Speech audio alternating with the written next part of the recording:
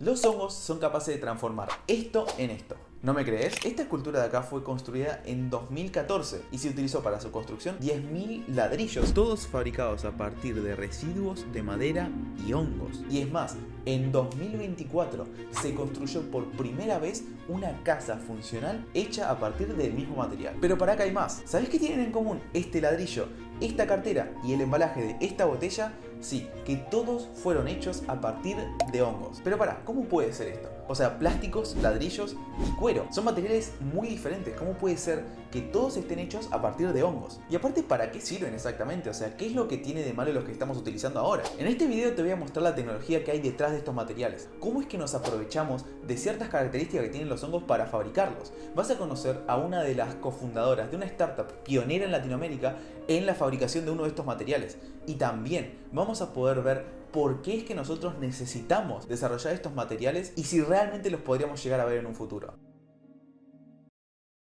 Primero hay que entender que cuando digo hongos me refiero específicamente al micelio del hongo, que para hacer una analogía, la cabeza de Pascua del hongo sería el cuerpo fructífero, que es lo que normalmente vemos y lo que se lo asocia con un hongo. Y bueno, el resto del cuerpo vendría a ser el micelio. Y este está conformado por hifas, que son como una especie de hilo que está conformado por las células del hongo. Y esta es la parte más importante para entender las características de los biomateriales que se fabrican a partir de ellos. Pero porque no cualquier hongo es útil para fabricar biomateriales. Y es que cada hongo tiene un diferente tipo de micelio. Algunos evolucionaron para comer, no sé, pan lactal y son remolestos, y otros evolucionaron para alimentarse de la rama de un árbol. Entonces, el micelio que desarrollen ambas especies de hongo van a ser completamente diferentes. Y estas diferencias se ven principalmente en el tipo de hifa que tiene cada micelio y la proporción en la que se encuentra. En el micelio normalmente podemos encontrar hasta 3 tipos de hifas. Por un lado están las hifas generativas, que son las hifas que le permiten al hongo ir expandiéndose poco a poco e ir colonizando el sustrato en el que se encuentra. Luego están las hifas esqueléticas, que sirven al micelio como soporte,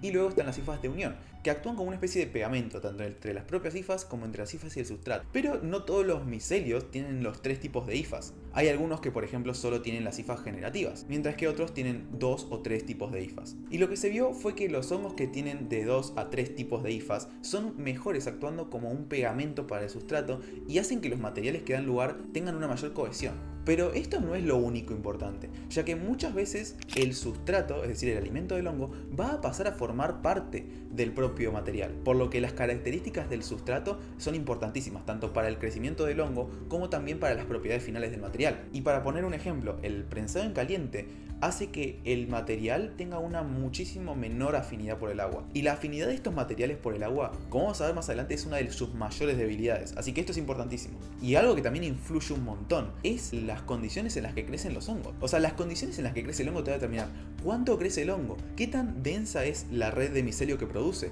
y también, algo muy importante, te va a determinar la composición química de la pared celular. La pared celular de los hongos está cambiando constantemente en función a las condiciones ambientales, y un cambio en estas condiciones hace también que la composición de la pared celular cambie muchísimo.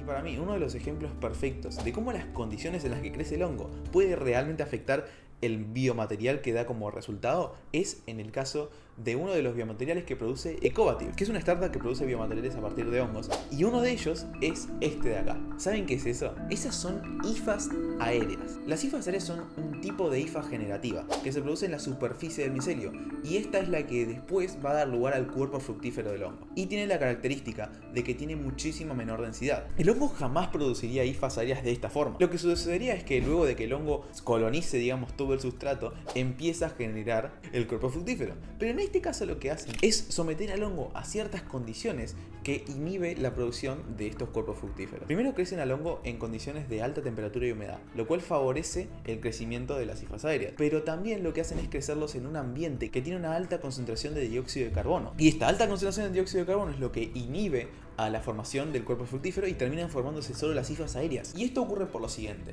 cuando el hongo está creciendo bajo tierra, la concentración de dióxido de carbono es muchísimo más alta, y esto se debe a que el propio hongo está constantemente produciendo dióxido de carbono, y cuando sale a la superficie la concentración de dióxido de carbono es muchísimo menor. Y ahora, cuando se lo somete a un ambiente con alta concentración de dióxido de carbono, es como si estuvieras engañando al hongo, haciéndolo pensar que todavía sigue bajo tierra y que necesita generar más hifas aéreas para poder generar el cuerpo fructífero en la superficie. Y se termina produciendo esta especie de espuma, que con un poco de imaginación podría ser perfectamente el embalaje para una botella botella o para lo que sea. Y aunque todavía no compite en precio con el plástico, muchas empresas están empezando a utilizarlo, sobre todo aquellas que venden un producto lo suficientemente caro como para que la diferencia entre un plástico normal y este tipo de plásticos sea menos notoria. Y la gran ventaja que tiene este material es que, a diferencia del plástico, que tarda cientos de años en degradarse, es que tarda meses, semanas en degradarse. Ahora, yo creo que en general hay bastante conciencia de lo dañinos que son para el medio ambiente los plásticos, pero hay algunos materiales sobre los que no se tiene el mismo nivel de conciencia,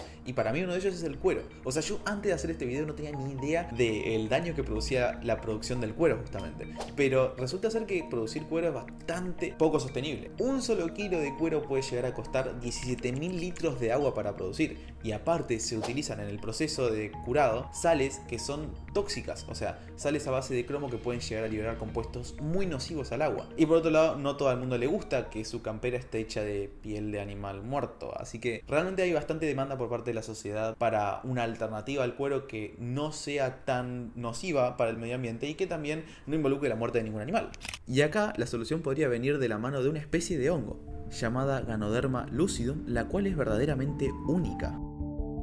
Esta especie es utilizada por varios motivos. Por un lado, es capaz de alimentarse de ciertos sustratos que, como vamos a ver más adelante, tienen características que nos importan. Pero también tiene otra característica, y es que puede formar una red de micelio muchísimo más densa que otros hongos. Y aparte, tiene la ventaja de que en su pared celular tiene una muchísima mayor concentración de quitina. Este es un polisacárido y es el principal compuesto del esqueleto de los artrópodos. Y también es el responsable de darle al material una muchísimo mayor rigidez. Ahora, ¿cómo es que se está usando este hongo para solucionar el problema que hay con la contaminación asociada a la producción de cuero? Bueno, vamos a preguntárselo a una de las cofundadoras de Mycorium Biotech.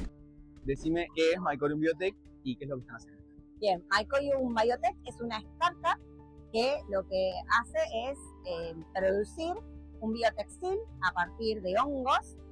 Y lo que estamos haciendo, el desafío que estamos enfrentando es que el impacto negativo que causa la industria textil, que es la segunda industria más contaminante a nivel mundial, disminuya con nuestro aporte, que es un material biodegradable. ¿Cómo es que pasan del micelio, bueno, del hongo y del sustrato a el hongo finalmente como cuero? Bien. Bueno, nuestro proceso empieza con una fermentación sólida, donde el hongo crece y se desarrolla. Finalmente lo cosechamos y a partir de ahí sigue el camino de las custiembres, que es lo que hoy estamos validando, que siga lo que es pigmentación y diferentes tratamientos, clasificación, aprovechar todas las industrias existentes, no crear una nueva para este biotextil. Ahora, esta tecnología realmente tiene muchísimas ventajas. O sea, no estás contaminando el medio ambiente, estás gastando mucha menos agua, estás utilizando residuos que de otra manera también terminan contaminando. Y ¿cuál sería entonces el motivo por el cual esta tecnología todavía no es una realidad? Y bueno, esto lleva a que el costo de producir cuero a partir de micelio sea muchísimo mayor al costo de producir cuero a partir de piel de animal. O sea, es 5 veces más caro producirlo, por lo tanto no puede competir en precio con el hongo tradicional. Y más allá de eso, también está el problema de que mientras siga habiendo ganadería va a seguir existiendo la piel como subproducto. Por lo tanto, de momento la mejor manera de aprovechar este subproducto es mediante la fabricación de cuero. Mientras siga habiendo ganadería y mientras sigamos comiendo carne, va a seguir existiendo este material. Me interesa saber más el desafío que enfrenta esta tecnología en general para poder ser aplicada más globalmente. O sea, ¿qué es lo que falta para que esta tecnología pueda dar el siguiente paso?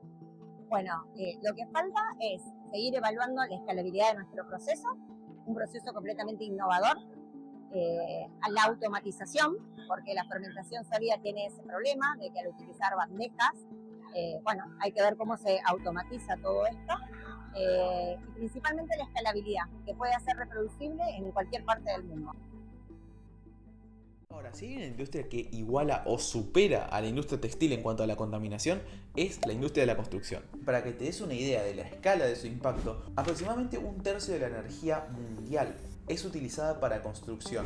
También es una de las industrias que genera más residuos sólidos en el mundo. Aparte, es responsable de un 40% de las emisiones de dióxido de carbono al año que producimos. Y solo el 8% vienen de la producción del cemento. Y de momento la población mundial va a seguir creciendo, así que la construcción no se va a ir a ningún lado, va a aumentar. Y en este caso, ¿cómo es que nos pueden ayudar los hongos? Bueno, la idea es sencillamente una locura. Lo que se busca ahora es un tipo de sustrato que se conoce como lignocelulósico. Este tipo de sustratos tiene la característica de que son fibrosos y pueden dar lugar a materiales con muchísima más rigidez. Que un ejemplo podría ser el típico aserrín de madera. Y acá lo que ocurre es que el hongo, mientras crece en este sustrato, actúa como una especie de pegamento para hacer que las partículas del sustrato terminen formando una especie de bloque. Y esto sería una alternativa para un ladrillo. Es que es una locura. O sea, estamos agarrando residuos y transformándolos en un material que es el responsable del 8% de las emisiones, y encima lo hacemos capturando dióxido de carbono en el proceso. Pero no solo eso, sino que encima también tiene la ventaja de que es termorresistente, lo cual es importantísimo. O sea, me está diciendo que vamos a poder ver edificios hechos de hongos. ¿Realmente esto tiene una aplicación? O sea, ¿vamos a poder ver algo así en un futuro? Bueno, la realidad es que este material es el que con diferencia se enfrenta a más desafíos. Por un lado, las propiedades del material van a ser bastante impredecibles. O sea, pensá que es un hongo creciendo adentro de un sustrato que encima es un residuo. O sea que es muy difícil controlar con precisión las características finales que va a tener el biomaterial, y que encima cada ladrillo tenga las mismas características o las mismas propiedades. Y en una industria como la construcción, esto quiera que no es bastante importante, porque un error y se te cae una casa arriba de la cabeza de alguien. Es importante que los materiales, por un lado, tengan propiedades predecibles, y también tienen que tener otra característica, que es la durabilidad. Y sí, esto es uno de los grandes desafíos que enfrenta también, y es que la durabilidad se ve afectada principalmente por la afinidad que tiene el micelio y el material en sí con el agua. Y esto es un problema por varios motivos. Primero que nada, por lo general, el bloque de micelio puede absorber un gran porcentaje de su masa en agua en relativamente poco tiempo. Y esto puede llevar a que se hinche, produciendo deformaciones y a la vez pérdida de rigidez. Y también puede llevar a que, si baja la temperatura, el agua se expanda y que pueda fracturarse el material. Y no solo eso, sino que también cuando se absorbe agua, el bloque como tal se vuelve un hogar perfecto para otros microorganismos, otros hongos, bacterias o lo que sea, que pueden terminar degradando aún más el material. Y otro de los grandes desafíos que tiene también es que una de las características más importantes que deben tener los ladrillos es una resistencia alta a la compresión, que es cuánta presión puede aguantar el material sin deformarse irreversiblemente. Donde un ladrillo de concreto suele tener 14 megapascales de resistencia a la compresión, mientras que los ladrillos de micelio tienen tan solo 0,2 megapascales. Es decir, todavía está muy lejos de llegar a la resistencia que debería tener. Ahora, todos estos materiales de alguna u otra forma tienen un montón de obstáculos por delante. ¿Eso qué quiere decir? ¿Que estos materiales es imposible que los llevamos a ver en un futuro? Yo digo que no, porque es cierto que tenemos todavía un montón de desafíos por delante, pero también no para de haber avances. Por un lado están las modificaciones genéticas que nosotros realizamos sobre las especies que ya tienen características favorables para que tengan todavía más ventajas, como por ejemplo ciertas modificaciones que pueden llevar a que la especie produzca más concentración de quitina en su pared celular, o más concentración de otros polisacáridos, o modificaciones que pueden hacer que se prevengan la formación de hifas aéreas, lo cual puede dar lugar a un material muchísimo más compacto. O también se experimentó con diferentes tipos de sustrato, como por ejemplo añadir residuos de papel al sustrato, que puede hacer que aumente la resistencia a la compresión hasta en un 20%. Y porque ¿se acuerdan de que uno de los principales desafíos que tenían los bloques de micelio era justamente llegar a tener una mayor resistencia a la compresión? Bueno, también hubo avances en este sentido, y uno de los avances más recientes y fascinantes que me encontré fue cómo utilizaron un armazón de plástico básicamente, que servía como una especie de estructura de soporte, haciendo que el material final tuviera una muchísimo mayor resistencia a la compresión. Y en cuanto a la hidrofobicidad también hubo avances. O sea, una de las principales estrategias que se utilizaba para reducir la afinidad por el agua del micelio era mediante el tratamiento térmico. Pero ahora se está viendo cómo recubrir estos bloques con ciertos polímeros, como por ejemplo el polímero de poliuretano o el PFA, pueden lograr que la hidrofobicidad aumente bastante. Por desgracia, el material eventualmente vuelve a tener la misma afinidad por el agua. Y si bien todos estos avances, seamos honestos, no son suficientes, seguimos mejorando los biomateriales que se producen.